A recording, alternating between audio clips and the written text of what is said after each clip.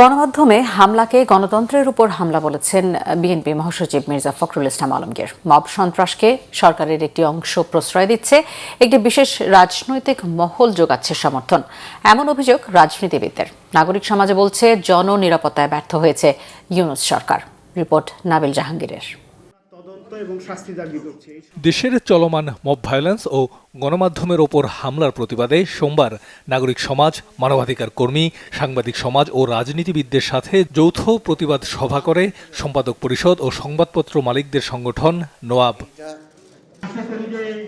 এ সময় দেশের গণতান্ত্রিক উত্তরণে গণমাধ্যমের গুরুত্ব তুলে ধরে গণমাধ্যমের উপর হামলার তীব্র নিন্দা জানান সাংবাদিকরা। 26-27 জন ছাদে আটকে ছিল এবং ফায়ার ব্রিগেডকে আসতে দেওয়া হয় নাই। এটার মানে কি?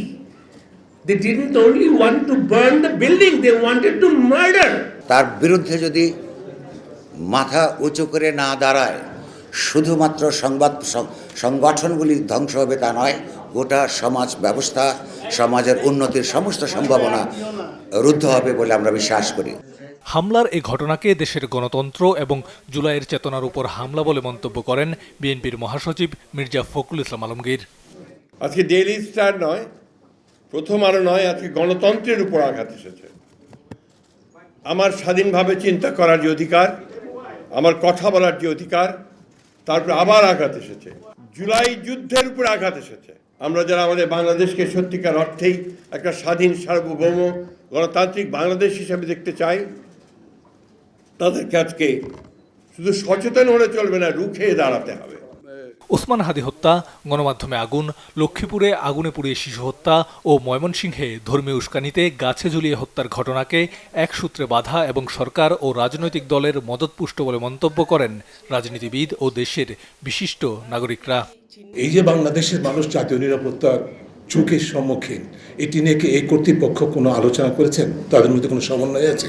সরকারের ভিতরের একটা অংশের এখানে সংশ্লিষ্টতা রয়েছে। সমাজে এটার পক্ষে সম্মতি তৈরি করা হয়েছিল অনেক দিন ধরেই এবং এটার সাথে রাজনৈতিক ব্যাকআপও আছে। আয়েশা আক্তার, সে ছোট্ট 7 বছরের মেয়েটি, তাকে পুড়িয়ে মেরে ফেলা হলো।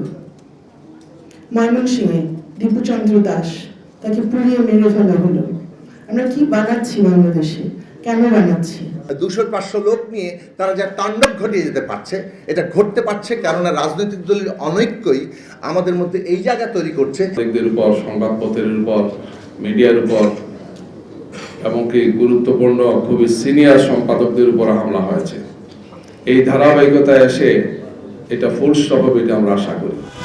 পরে মব ভায়োলেন্সে জড়িতদের বিচারের দাবিতে হোটেল সোনারগাঁয়ের সামনের রাস্তায় মানববন্ধনে সাংবাদিক, রাজনীতিবিদদের সাথে যোগ দেয় বিভিন্ন শ্রেণী পেশার মানুষ। নাবিল জাহাঙ্গীর, বাংলাভিশন, ঢাকা।